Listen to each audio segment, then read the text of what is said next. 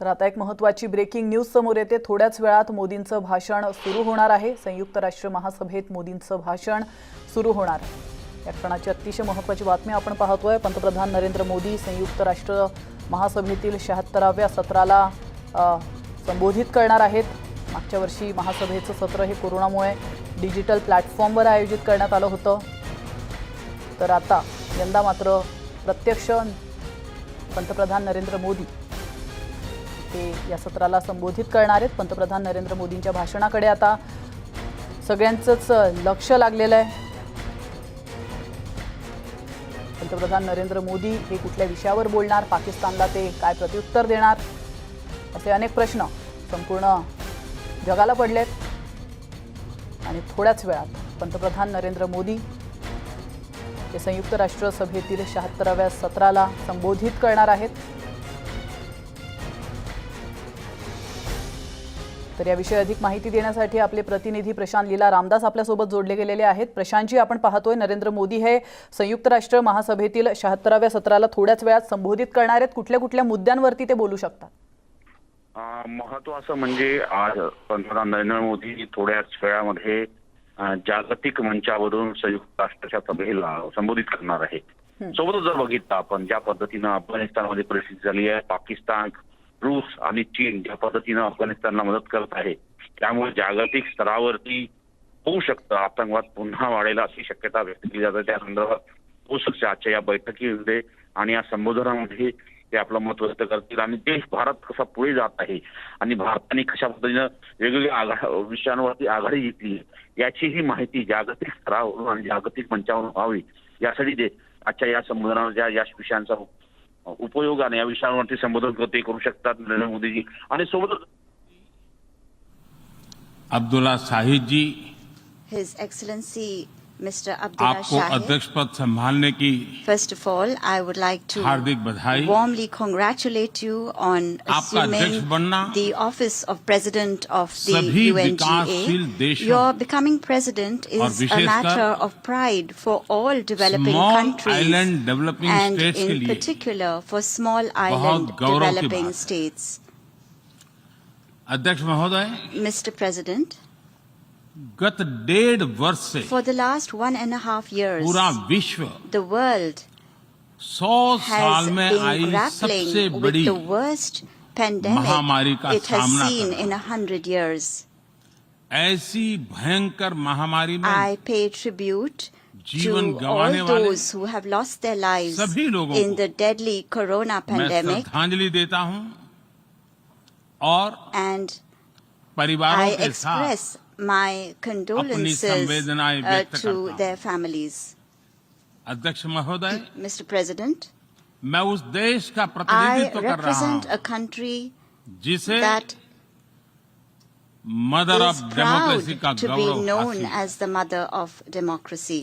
लोकतंत्र की हमारी We हजारों have had वर्षों की a महान great परंपरा रही। tradition of democracy that goes back thousands of इस years. 15 अगस्त को On 15th of भारत ने August this year, अपनी आजादी के India entered 75वें the साल में प्रवेश 75th किया। year of its independence.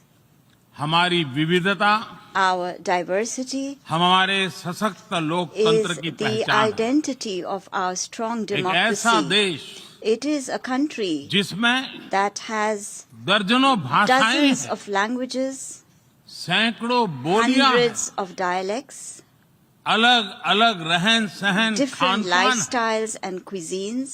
ये vibrant This is democracy the का best बेहतरीन example of a उदाहरण है। vibrant democracy.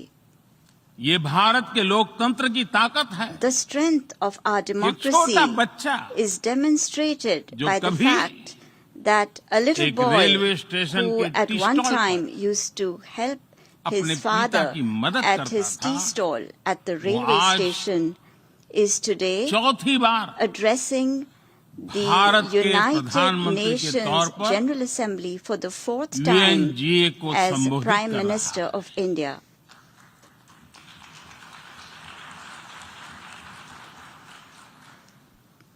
सबसे लंबे समय तक I will soon Gujarat have का spent 20 मुख्यमंत्री years serving और my फिर countrymen as पिछले head of 7 साल government. से First, as the Bharat longest के serving प्रधानमंत्री Chief के Minister तौर पर of मुझे Gujarat, and then Head of as Government Prime की Minister भूमिका में for the last 7 देशवासियों years. की सेवा करते हुए 20 साल हो रहे हैं और And मैं अपने I अनुभव am से कह saying रहा this to हूं, you from my own Yes. experience. Yes, democracy can deliver. democracy can deliver. Yes, Yes, democracy has democracy deliver. has delivered. अध्यक्ष महोदय, Mr. President, एकात्म मानव दर्शन today के is प्रणेता the birth anniversary Pandit of Deendayal Pandit Upadhyay ji की आज Deen जन्म Dayal Jayanti. Upadhyay, the proponent of Ekatma Manav Darshan. एकात्म मानव दर्शन यानी Ekatma Manav Darshan integral means humanism, integral humanism, अर्थात or स्व से the development समष्टि journey तक undertaken विकास और together, विस्तार the की expansion सहयात्रा. from the self to the universe, expansion of the self, expansion of the self, moving from moving individual to from the the society. individual to society, the nation to the nation, and entire and to humanity. entire humanity. और ये चिंतन And this philosophy Antyodaya को is समर्पित है. dedicated to Antyodaya. Antyodaya को आज की परिभाषा The में modern day where definition no one is of left behind कहा Antyodaya जाता है. is where no one is left इसी भावना behind. के साथ It is with this principle आज in mind that India integrated, today is moving equitable forward on the path of development की राह पर आगे बढ़ integrated, रहा है. equitable development. Vikas Our priority is सर्वसमावेशी that हो, development should be all-inclusive, सर्वस्पर्शी हो, all-pervasive, सर्वव्यापी हो, universal, सर्वपोषक and हो. one that nurtures all. यही हमारी प्राथमिकता है. बीते 7 वर्षों में During the last 7 years, Bharat में India has 43 brought crore over से ज्यादा लोगों को 430 million people बैंकिंग who व्यवस्था were से जोड़ा previously गया है, unbanked into जो the अब banking तक system. इससे वंचित थे. आज Today, 36 over करोड़ से अधिक ऐसे लोगों को भी 360 million people बीमा सुरक्षा who कवच मिला है, earlier could not पहले even imagine इस बारे में this सोच was भी नहीं possible, now have insurance 50 coverage as crore से security ज्यादा लोगों को by giving over 500 मुफ्त इलाज million की people सुविधा देकर the facility of free Bharat ने treatment in hospitals. उन्हें quality India health has service से given them जोड़ा. access to quality health Bharat ने services 3 करोड़ by पक्के घर building बनाकर 30 million बेघर, proper homes. यानी India has made होमलेस परिवारों को homeless families होम ओनर्स बनाया. homeowners. अध्यक्ष महोदय, Mr. President, प्रदूषित पानी polluted water भारत ही नहीं is a very big पूरे problem, विश्व not just for और India, खासकर but for the entire गरीब और world, and विकासशील in देशों particular की for poor and बहुत developing बड़ी countries. समस्या है. भारत में इस चुनौती से निपटने के लिए In order to address this हम challenge 17 in करोड़ से India, अधिक घरों we तक are carrying out a very big pipe से campaign to ensure साफ that पानी piped पहुंचाने का clean बहुत water बड़ा अभियान reaches चला रहे हैं. over 170 million विश्व homes. की बड़ी-बड़ी संस्थाओं ने Reputed institutions of the ये world माना है have कि said किसी भी देश के विकास के लिए वहां के नागरिकों के पास जमीन और घर के प्रॉपर्टी राइट्स यानी ओनरशिप का रिकॉर्ड होना बहुत जरूरी है. दुनिया के बड़े बड़े देशों में बड़ी संख्या में ऐसे लोग हैं जिनके पास जमीनों और घरों के प्रॉपर्टी राइट्स नहीं है. आज हम भारत के 6 लाख से अधिक गांवों में ड्रोन से मैपिंग कराकर करोड़ों लोगों को उनके घर और जमीन का डिजिटल रिकॉर्ड देने में जुटे हैं.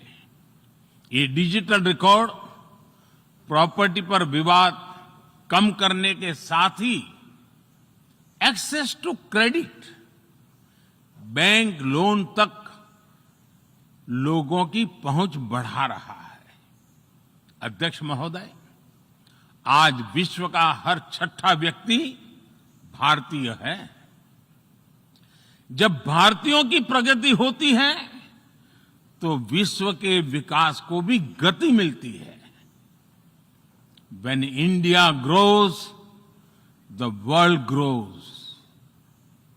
When India reforms, the world transforms. Bharat में हो रहे साइंस और टेक्नोलॉजी आधारित इनोवेशंस विश्व की बहुत मदद कर सकते हैं। हमारे टेक सॉल्यूशंस का स्केल और उनकी कम लागत दोनों अतुलनीय है।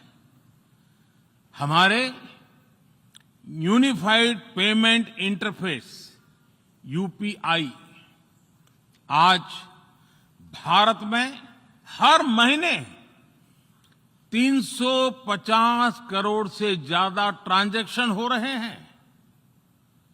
भारत का वैक्सीन डिलीवरी प्लेटफॉर्म कोविन एक ही दिन में करोड़ों वैक्सीन डोज लगाने के लिए डिजिटल सपोर्ट दे रहा है। अध्यक्ष महोदय, सेवा परमो धर्मः, सेवा परमो धर्मः को जीने वाला भारत सीमित संसाधनों के बावजूद भी वैक्सीनेशन डेवलपमेंट और मैन्युफैक्चरिंग में जी जान से जुटा है। मैं यूएनजीए को ये जानकारी देना चाहता हूं कि भारत ने दुनिया की पहली डीएनए वैक्सीन विकसित कर ली है, जिसे 12 साल की आयु से ज्यादा के सभी लोगों को लगाया जा सकता है। एक और mRNA वैक्सीन अपने डेवलपमेंट के आखिरी चरण में है। भारत के वैज्ञानिक कोरोना की एक नेजल वैक्सीन के निर्माण में भी जुटे हैं। मानवता के प्रति अपने दायित्व को समझते हुए भारत ने एक बार फिर दुनिया के जरूरतमंदों को वैक्सीन देनी शुरू कर दी है।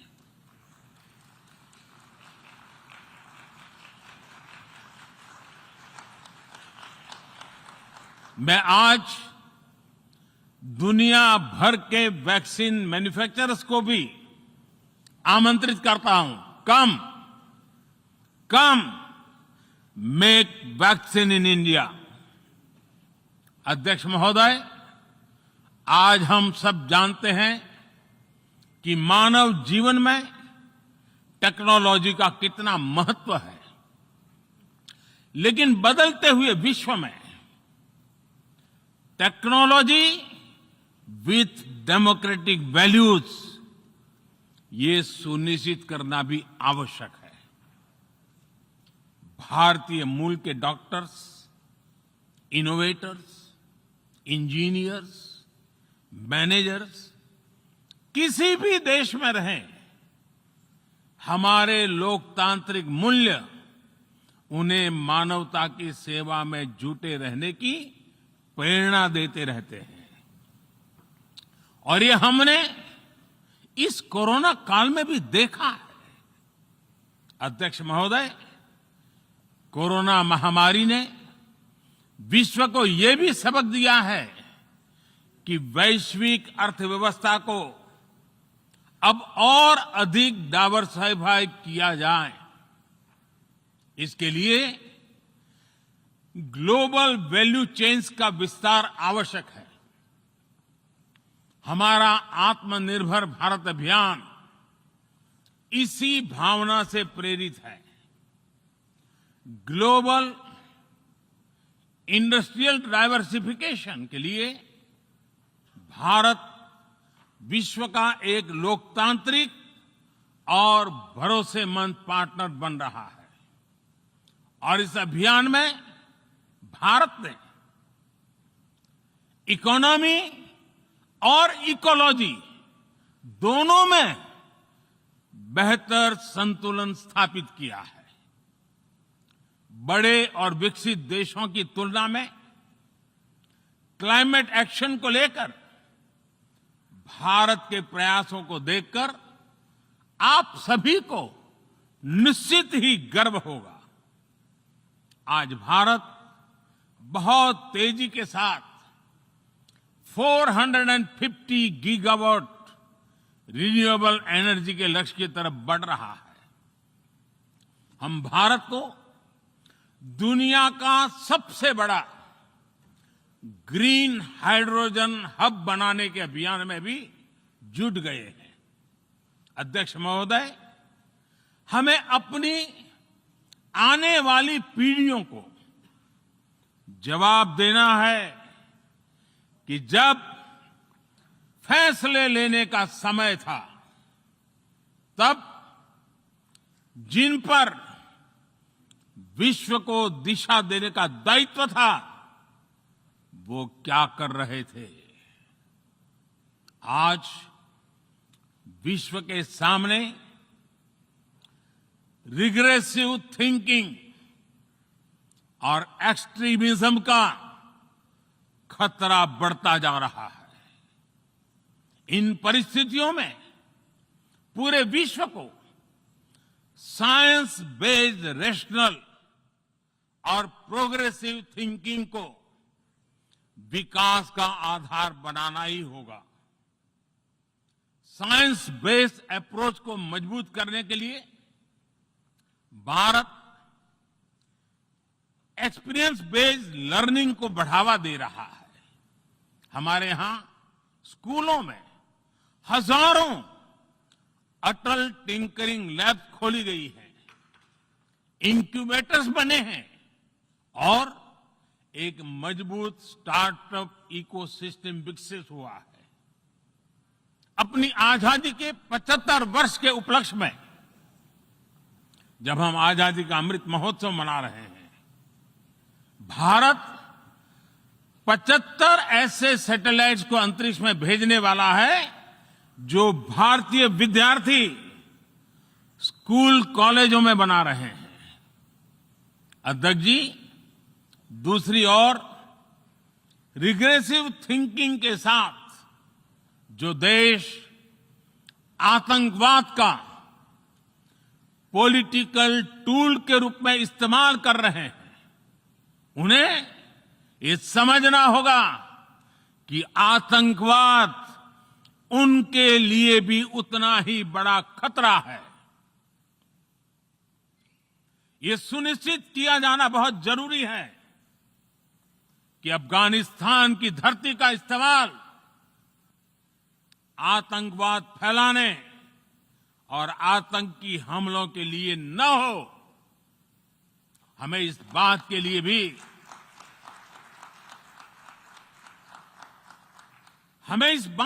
भी सतर्क रहना होगा कि वहां की नाजुक स्थितियों का कोई देश अपने स्वार्थ के लिए एक टूल की तरह इस्तेमाल करने की कोशिश न करें। इस समय अफगानिस्तान की जनता को, वहां की महिलाओं और बच्चों को, वहां की माइनॉरिटीज को मदद की जरूरत है और इसमें हमें अपना दायित्व निभाना ही होगा। अध्यक्ष महोदय, हमारे समंदर भी हमारी साझी विरासत है, इसलिए हमें ये ध्यान रखना होगा कि ओशन रिसोर्सेज को हम यूज करें, एब्यूज नहीं।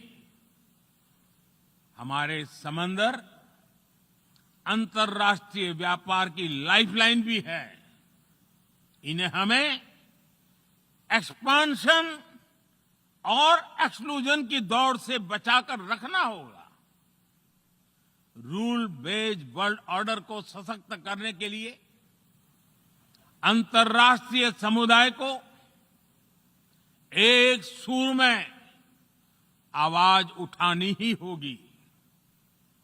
सुरक्षा परिषद में भारत की प्रेसिडेंसी के दौरान बनी विस्तृत सहमति विश्व को मैरीटाइम सिक्योरिटी के विषय में आगे बढ़ने का मार्ग दिखाती है। अध्यक्ष महोदय, भारत के महान कूटनीतिज्ञ आचार्य चाणक्य ने सदियों पहले कहा था, कालातिक्रमात् काल एव फलम पिबति। जब सही समय पर सही कार्य नहीं किया जाता तो समय ही उस कार्य की सफलता को समाप्त कर देता है। संयुक्त राष्ट्र को खुद को प्रासंगिक बनाए रखना है तो उसे अपनी इफेक्टिवनेस को सुधारना होगा, रिलायबिलिटी को बढ़ाना होगा। यूएन पर आज कई तरह के सवाल खड़े हो रहे हैं। इन सवाल को हमने क्लाइमेट क्राइसिस में देखा है, कोविड के दौरान देखा है, दुनिया के कई हिस्सों में चल रही प्रॉक्सी वॉर, आतंकवाद और अभी अफगानिस्तान के संकट ने इन सवालों को और गहरा कर दिया है। कोविड के ओरिजिन के संदर्भ में और ease of doing business ranking को लेकर वैश्विक गवर्नेंस से जुड़ी संस्थाओं ने दशकों के परिश्रम से बनी अपनी विश्वसनीयता को नुकसान पहुंचाया है। यह आवश्यक है कि हम यूएन को ग्लोबल ऑर्डर, ग्लोबल लॉज और ग्लोबल वैल्यूज के संरक्षण के लिए निरंतर सुदृढ़ करें। मैं नोबेल पुरस्कार विजेता गुरुदेव रविंद्रनाथ टैगोर जी के शब्दों के साथ अपनी बात समाप्त कर रहा हूं। शुभो कर्मोपोथे, शुभो कर्मोपोथे, धोरो निर्भयो गान, शोभ दुर्बल सौन्योष होक अवसान। अर्थात अपने शुभ कर्म पथ पर निर्भीक होकर आगे बढ़ो, सभी दुर्बलताएं और शंकाएं समाप्त हो। ये संदेश आज के संदर्भ में संयुक्त राष्ट्र के लिए जितना प्रासंगिक है उतना ही हर जिम्मेदार देश के लिए भी उतना ही प्रासंगिक है। मुझे विश्वास है हम सबका प्रयास विश्व में शांति और सौहार्द बढ़ाएगा, विश्व को स्वस्थ, सुरक्षित और समृद्ध बनाएगा। इन्हीं शुभकामनाओं के साथ बहुत बहुत धन्यवाद। नमस्कार।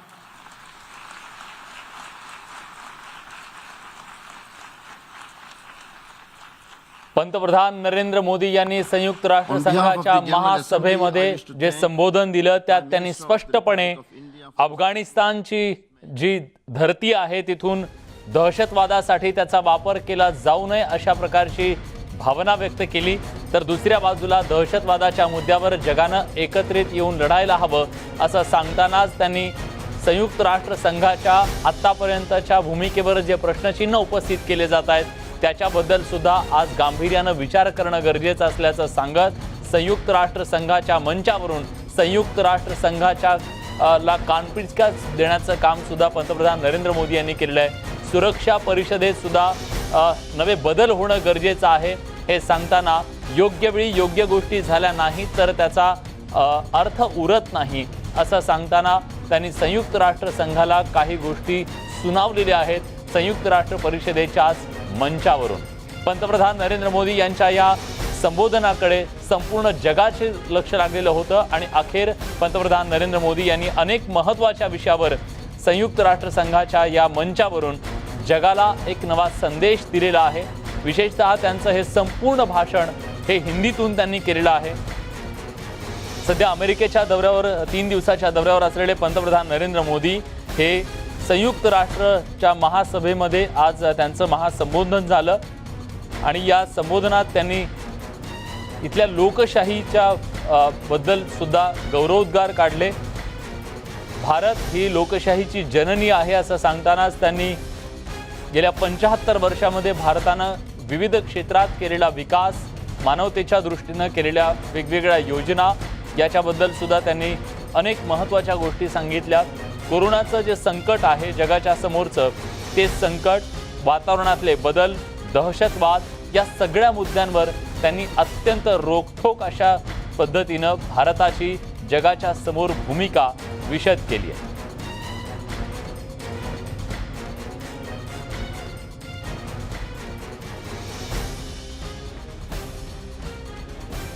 प्रशांत लीला रामदास आपले दिल्लीचे प्रतिनिधी आता आपल्या सोबत आहेत। प्रशांत, या संपूर्ण भाषणाच्या दरम्यान असे कुठले मुद्दे होते जे भारताची भूमिका जगाच्या पटलावर अगदी प्रामुख्याने मांडणारे होते? बरोबर, अतिशय महत्वाचं आहे म्हणजे नरेंद्र मोदी यांनी आपल्या भाषणाची सुरुवात करताना ज्या पद्धतीने स्पष्ट केलं की कोविडच्या काळामध्ये ज्या पद्धतीनं भारत आणि जागतिक स्तरावरती जी अर्थव्यवस्था आहे या संदर्भात आपलं पाऊल अतिशय महत्वाचं आहे आणि भारत जो आहे हा विश्वासू लोकशाही सहभागीदार आहे असंही स्पष्ट केलं खास करून जागतिक स्तरावरती। आणि सोबतच त्यांनी हे स्पष्ट केलं की ज्या पद्धतीनं माहिती मिळते की जगातील सगळ्यात मोठी जी लोकशाही आहे ही लोकशाही इथे ग्रीन हायड्रोजन हब तयार करण्याची मोठी संधी आहे। सोबतच अफगाणिस्तानमध्ये ज्या पद्धतीनं सध्या परिस्थिती निर्माण झाली आहे या अफगाणिस्तानच्या परिस्थितीला जागतिक समस्या म्हणून पाहण्याची गरज आहे आणि तिथे जे दहशतवादी कृत्य वाढत आहे नक्कीच तुमचा आवाज आमच्यापर्यंत नीट पोहोचत नाहीये। प्रशांत, मी येतो तुमच्याकडे। आता आपल्यासोबत ब्रिगेडियर हेमंत महाजन सर जोडले गेलेले आहेत। महाजन सर, पंतप्रधान नरेंद्र मोदी यांनी आज जेव्हा सुरक्षा परिषदेतला मुद्दा असो किंवा दहशतवाद असेल, कोरोनाच्या संकट काळातलं जे योगदान आहे या सगळ्याबद्दल त्यांनी सांगितलेलं आहे, पण तुम्ही संयुक्त राष्ट्र परिषदेच्या मंचावरून आज मोदींनी ज्या कठोर शब्दामध्ये काही गोष्टी सांगितल्यात, कानपिचक्या सुद्धा दिलेल्या आहेत संयुक्त राष्ट्र संघाला, त्याबद्दल काय सांगाल?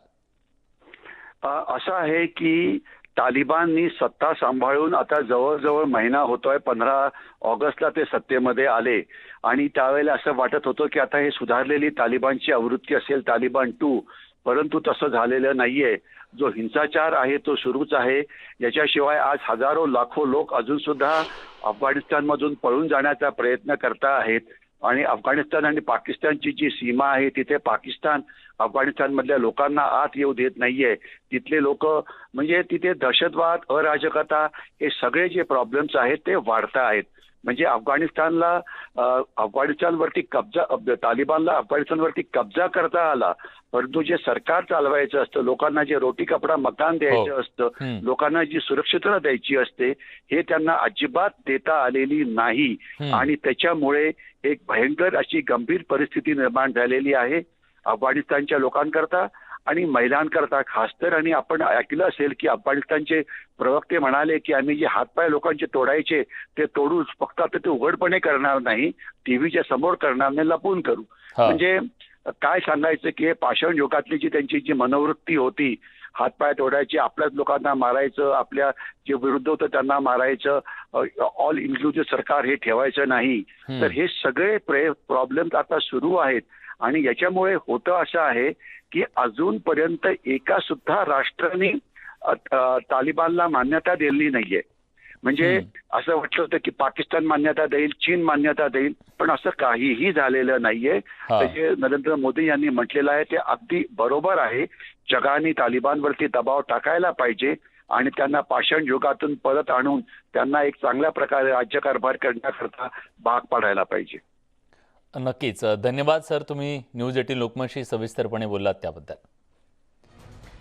संयुक्त राष्ट्रसंघाला आज संबोधित केलं. संयुक्त राष्ट्रसंघाच्या 76व्या सत्राला आज पंतप्रधान नरेंद्र मोदी यांनी संबोधित केलं. खरं तर मागच्या वर्षी या महासभेचं सत्र हे कोरोनामुळे डिजिटल प्लॅटफॉर्मवर आयोजित करण्यात आलेलं होतं.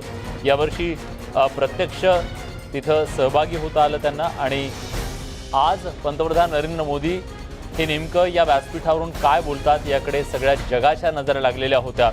आणि 3 दिवसाच्या अमेरिका दौऱ्यावर असलेल्या पंतप्रधान नरेंद्र मोदी यांनी आज जेव्हा संयुक्त राष्ट्रसंघाला संबोधित केलं तेव्हा जगाच्या समोरच्या ज्या महत्त्वाच्या समस्या आहेत त्या अगदी परखड शब्दामध्ये सांगितलेल्या आहेत. संयुक्त राष्ट्रसंघाच्या या व्यासपीठावरून जगाच्या समोर दहशतवादाचं एक प्रचंड मोठं जे संकट आहे त्याच्याशी 2 हात करताना सगळ्यांनी एकत्र येणं कसं गरजेचं आहे. आणि अफगाणिस्तानमध्ये जे घडलं, तालिबान्यांची तिथं सत्ता आली आणि त्या सत्तेच्या नंतर एक भीती जगातल्या अनेक देशांच्या समोर आहे, ती म्हणजे तिथून पुन्हा त्या धर्तीवरून पुन्हा एक दहशतवादाची पाळमुळं घट्ट होतील का आणि ते होऊ नयेत याच्यासाठी जगातल्या सर्व देशांनी एकत्र यायला हवं, एक दबाव निर्माण करायला हवा, अशा प्रकारची अपेक्षासुद्धा त्यांनी व्यक्त केलेली आहे. पाकिस्तानचा त्यांनी नामोल्लेख जरी टाळलेला असला तरी त्यांनी त्याच्याबद्दल सुद्धा भाष्य केलेलं आहे. परराष्ट्र अभ्यासक अरविंद गोखले सर आता आपल्या सोबत आहेत. गोखले सर, मोदींच्या या भाषणाकडे तुम्ही कसं पाहता? कुठले महत्त्वाचे मुद्दे तुम्हाला असे वाटतात जे जगाच्या संपूर्ण पटलावर आज मांडणं गरजेचं होतं? नाही, त्यांनी जे सांगितलं आणि पाकिस्तानचा उल्लेख केला नाही इथपर्यंत ठीक आहे, कारण ते जागतिक व्यासपीठावरनं बोलत होते याचं भान त्यांनी ठेवलेलं होतं. परंतु म्हणजे एका अर्थानं त्यांनी हेही सांगितलेलं आहे की अफगाणिस्तान मधला दहशतवाद हा इतरांना नुसता त्रासदायक होणार आहे असं नाही, तर तो खुद्द पाकिस्तानला सुद्धा त्रासदायक होणार आहे आणि तो म्हणजे एक प्रकारचा ब्रह्मराक्षस आहे आणि तो त्यांच्याही डोक्यावरती हात ठेवेल याबद्दल आमच्या मनात तीळ मात्र शंका नाही, हे त्यांनी बोलून दाखवलं. म्हणजे त्याचा अर्थ जो भावार्थ निघतो तो तसा निघतो. आणि दुसरी गोष्ट अशी आहे की स्त्रियांच्या बद्दल काळजी घेण्यासारखी अवस्था आत्ताच निर्माण झाली आहे यात शंका नाहीये आणि त्याच्याकडे सर्व जगानं डोळसपणानं पाहिलं पाहिजे. वास्तविक अमेरिकेमध्ये जाऊन हे बोलणं हे आवश्यकच होतं. याचं कारण असं की अमेरिका नेहमी ह्युमन राईट्सचा टाहो फोडत असते, मानवाधिकाराच्या दृष्टीनं कायम बोलत असते, पण आत्ता जी परिस्थिती तिथं निर्माण झालेली आहे ती निर्माण कुणी केली तर अमेरिकेनं घाईघाईनं ज्या पद्धतीनं आपलं सैन्य मागे घेतलं ती पद्धत हीच आत्ताच्या परिस्थितीला कारणीभूत आहे हे बोलण्याची आवश्यकता होती. ते मात्र त्यांनी फारसं काही त्याकडे लक्ष पुरवलं नाही असं मला वाटतं. आणि हे सांगणं व्यासपीठावरनं, जागतिक व्यासपीठावरनं सांगणं गरजेचं होतं, ते त्यांनी का सांगितलं नाही हे मात्र गूढ आहे. बर, पण सर एक आहे की संयुक्त राष्ट्र संघाला काळानुरूप बदलायला हवं, आपला विस्तार करायला हवा असं सांगताना त्यांनी कान सुद्धा टोचलेले आहेत. हो, हे खरंय, कारण आतापर्यंत जे संयुक्त राष्ट्र संघाच्या सुरक्षा समितीचे 5 कायम सदस्य आहेत त्याच्यामध्ये चीन आहे, जर्मनी आहे, फ्रान्स आहे, अमेरिका आहे आणि रशिया आहे. तर या 5 सदस्यांच्या व्यतिरिक्त आतापर्यंत ही चर्चा झालेली आहे आणि या चर्चेमध्ये वास्तविक पाहता भारताला त्या ठिकाणी स्थान मिळणं हे आवश्यक होतं, आवश्यक आहे आणि ती गरज जी होती ती आतापर्यंत टाळण्यात आली आणि भारताला ते स्थान दिलं गेलं नाही. भारताला हे स्थान मिळणं हे संयुक्त राष्ट्र संघाच्या सुरक्षा समितीच्या दृष्टीनं सुद्धा आवश्यक आहे, कारण या भागातला सगळ्यात मोठा जो लोकशाही प्रजासत्ताकाचा भाग आहे तो भारत आहे आणि भारत या लोकशाहीचं रक्षण कायम करत आलेलं आहे आणि भारताला त्या दृष्टीनं विचारणा म्हणजे आतापर्यंत अनेकदा असं झालं की अमेरिकेच्या परराष्ट्र मंत्री फुलब्राईट त्यांनी त्यावेळेला असं सांगितलं होतं की आम्ही यांना भारताला हे देणारच होतो. हे देणार कोण? अमेरिका कोण देणार? हे सुरक्षा समितीमध्ये यांना भारताला प्रवेश द्यायचा की नाही हा सर्वानुमतेच घेतला जाणारा निर्णय असतो आणि त्यामध्ये 4 देशांनी पुढाकार घेणं हे महत्वाचं असतं आणि चीन कायम या ठिकाणी कोल्लंडा घालत आलेलं आहे. त्यामुळे मला असं वाटतं की हे सगळं थोडंसं व्यर्थ बोलणं होतं. दरवर्षीचा एक ठरलेला साचा असतो, त्या साच्यातनं हे बोलणं होतं की काय, असं मला थोडंसं वाटतं. धन्यवाद सर, तुम्ही न्यूज 18 लोकमत अगदी सविस्तरपणे बोललात त्याबद्दल. याचसोबत मुलुक महाराष्ट्र या बुलेटिनमध्ये आपण एक छोटासा ब्रेक घेऊया. ब्रेकनंतर इतर काही महत्त्वाच्या घडामोडी. कुठे जाऊ नका, पहा फक्त न्यूज 18 लोकमत.